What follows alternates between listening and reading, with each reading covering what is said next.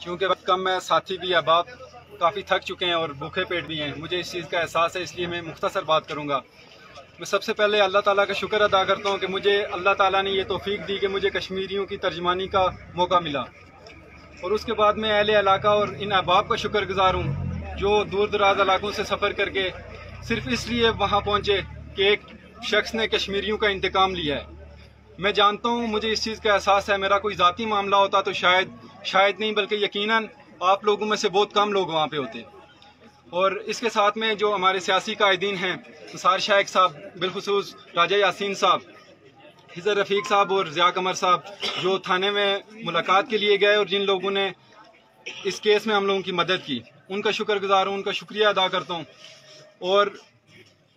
اس کے علاوہ میرے خیال میں امین گنڈا پوری اور فیاض الحسن چوہان کو یہ پیغام مل چکا ہوگا کہ جب کشمیریوں کو للکارا جاتا ہے تو وہ جواب کس طرح دیتے ہیں۔ انہیں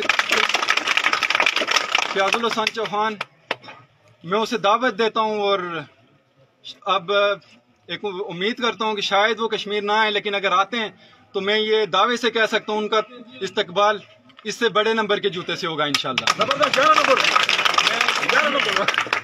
کیونکہ ساتھی تھکاوٹ بھی ہے، اذان کا ٹائم بھی ہے اور بھوکے پیٹ بھی ہیں۔ میں تمام احباب کا بے حد شکریہ ادا کرتا ہوں اور دعوت دیتا ہوں، یہاں پہ کھانے کا انتظام ہے، کھانا کھانے کے بعد وہ پھر جا سکتے ہیں۔